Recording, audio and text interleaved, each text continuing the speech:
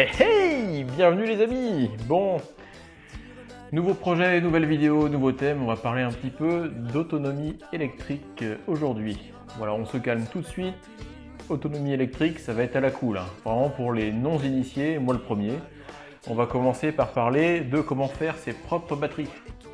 Et je sais que ça c'est un gros dossier parce que les batteries pour l'autonomie électrique, c'est un indispensable, vraiment. Le problème, c'est que ça coûte très cher, et si on veut les faire soi-même, c'est vraiment pas évident, ça demande des connaissances. Donc, j'ai réfléchi, donc déjà j'ai essayé de faire moi-même les batteries électriques. Comment on fait? Déjà, on commence par récupérer des petites piles lithium qu'on peut récupérer dans toutes les batteries qui partent à la poubelle. Donc ça peut être des batteries, n'importe lesquelles, des batteries de trottinettes électriques, des batteries de vélo électriques, des batteries de visseuses, perceuses, des batteries, etc., etc. Même des batteries d'ordinateur portable. Souvent c'est les mêmes batteries lithium, c'est des 18650 on appelle ça, voilà, ça fait à peu près une valeur nominale de 4 volts 2 chargée au maximum. L'idée c'est que lorsqu'une batterie n'est plus bonne, souvent c'est une seule de ces piles qui est morte. Donc l'intérêt c'est de récupérer les autres piles, de les recharger, de voir si elles sont bonnes, et avec, de refaire d'autres batteries. Ce qui fait que du coup on arrive à des batteries qui sont vraiment pas chères.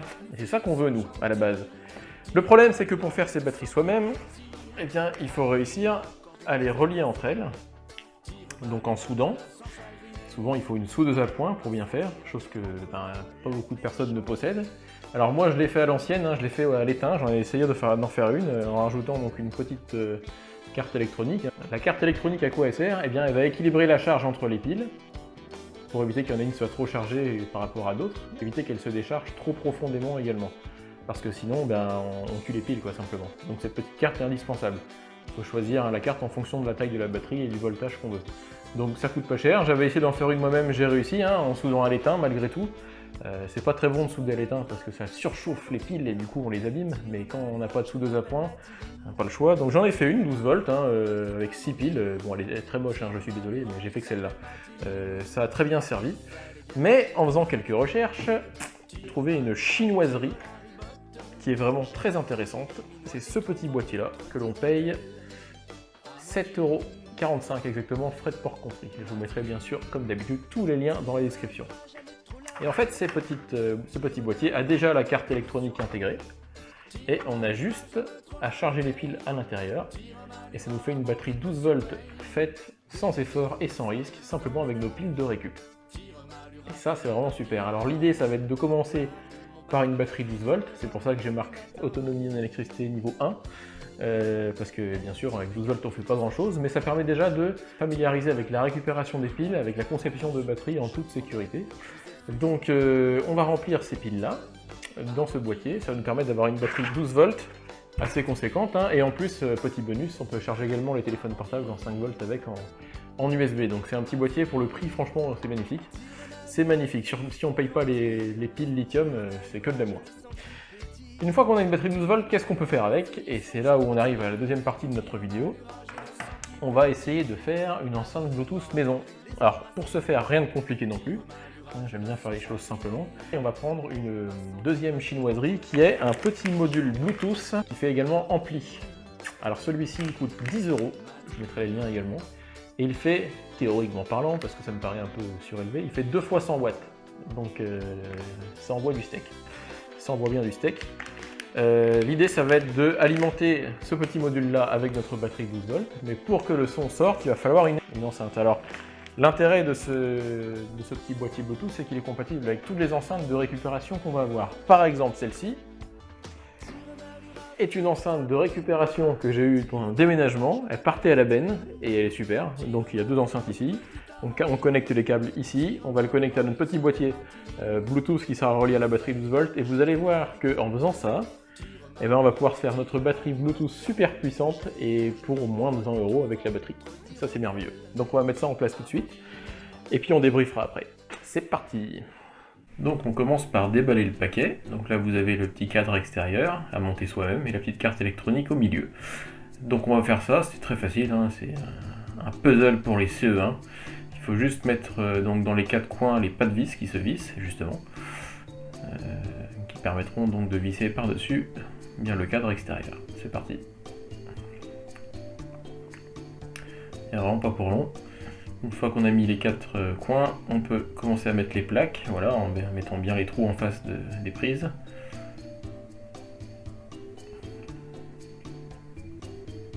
Une fois que tout est emmanché, on peut visser pour que ce soit verrouillé définitivement. Et la final touch, la cerise sur le gâteau, on met donc la petite molette pour régler le son. Maintenant on va mettre donc le câble électrique dessus. Pour ça il va falloir qu'on le prépare parce qu'il faut connecter ça à la batterie. Donc là c'est une petite prise 12 volts, je vous mettrai également le lien en description. Et donc là il va falloir mettre les câbles, donc un rouge, le plus et le noir, le moins. Le plus je le mets sur la petite patte et le moins sur la grande patte en bas. Voilà. Une fois que je les ai emmanchés dedans, eh bien, on va mettre un petit point de soudure pour ne plus que ça bouge et que le contact se fasse bien. Donc ça c'est fait vraiment en 2 minutes, hein. Si vous n'avez jamais fait de soudure, il n'y a pas de quoi s'inquiéter. C'est très très facile. Une petite goutte sur chaque, c'est suffisant pour que ça se détache après. Voilà. Et qu'il n'y ait pas de faux contact entre le plus et le moins. Il faut juste récupérer un petit bout de câble. Même si c'est pas la bonne couleur, c'est pas important, il faut juste le savoir. Voilà, et puis une fois que c'est fait, on va pouvoir mettre la petite gaine qui est fournie avec pour protéger tout ça.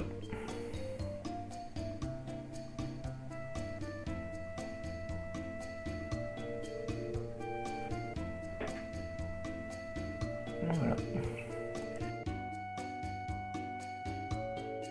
Donc voilà, là je mets un petit bout d'étain sur les pointes pour que ça s'écrase bien une fois que je l'ai remis dans la prise à l'intérieur, vous allez comprendre une fois que ça sera fait. Voilà, c'est juste une petite goutte d'étain sur chaque, ça évite que ça s'effiloche au moment où on va le visser et le compresser dans le boîtier. Donc on peut le glisser maintenant dans les prises, voilà, donc le rouge, le positif toujours vers l'extérieur. Donc là en l'occurrence sur votre gauche. Et ensuite on visse par-dessus pour bloquer les câbles. Et voilà, la connexion est faite, les câbles sont écrasés. Notre boîtier est prêt à être connecté au niveau électrique. Mais avant ça, on va brancher les câbles des enceintes. Donc là, c'est des câbles basiques de son qu'on récupère partout. Vous avez donc l'enceinte de gauche et de droite. Et donc là, pareil, un plus, un moins. Le plus toujours vers l'extérieur. Donc le premier, l'extérieur va être à gauche. Et le deuxième, ça va être à droite. Voilà. Tout simplement. On vérifie que tout est bien accroché, qu'il n'y a pas de mauvais contact. Et voilà, on peut mettre ça en place sur notre enceinte. Donc voilà, c'est tout basique, hein. Ça dépend de votre modèle d'enceinte.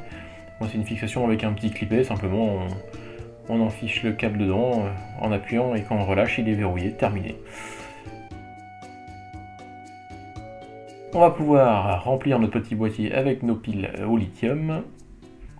Donc là vous voyez que vous avez une prise pour la sortie, une prise pour l'entrée qui permet de recharger la batterie. Donc ça il faudra aussi prendre un petit chargeur qui coûte pas cher, je vous mettrai le lien aussi. Et un petit interrupteur on-off, donc voilà. Pour savoir le plus et le moins de la batterie, vous avez une petite fente sur le haut de la batterie pour le plus. Donc voilà, après c'est basique, hein, vous le mettez tout comme dans un boîtier standard. On peut le refermer.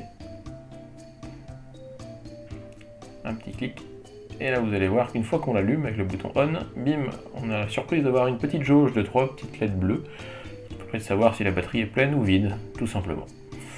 Donc l'idée ça va être de pouvoir utiliser ce concept là plus tard, mais avec des batteries beaucoup plus grosses. Donc si on récupère beaucoup de piles, il suffit de trouver un grand boîtier, et là du coup on pourra stocker beaucoup d'énergie, et là pour les panneaux solaires ça prend une autre tournure. L'idée c'est ça en fait, c'est qu'avec ce type de technique, on pourrait faire des grosses batteries pour pas cher, sans avoir de gros problèmes techniques. Donc ensuite on branche donc la batterie à notre boîtier Bluetooth. Donc là c'est très simple, hein, un petit clic dans la partie entrée. Une fois que le boîtier est allumé, eh bien vous pouvez le voir donc dans les recherches Bluetooth du téléphone sous le nom ASI Audio. ASI. Donc vous sélectionnez ça, et ensuite on va pouvoir passer à la partie test. Bon, je vais essayer de vous faire écouter, donc là tout est relié, comme il faut. Le module Bluetooth à la batterie, le téléphone est connecté au module Bluetooth, avec une vidéo choisie à tout à fait au hasard, bien sûr. On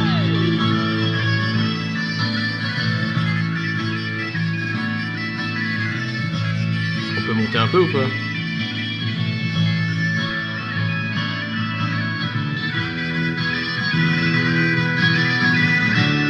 c'est fort.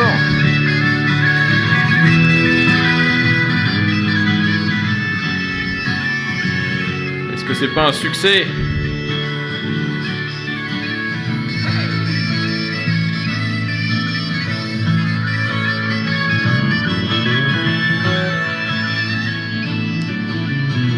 Et voilà, comment on fait une enceinte Bluetooth pas chère. Eh bien, merci beaucoup d'avoir suivi cette vidéo. Donc, on est vraiment sur une enceinte Bluetooth très performante. Bon, ça va dépendre de la qualité des enceintes que vous allez récupérer, bien sûr.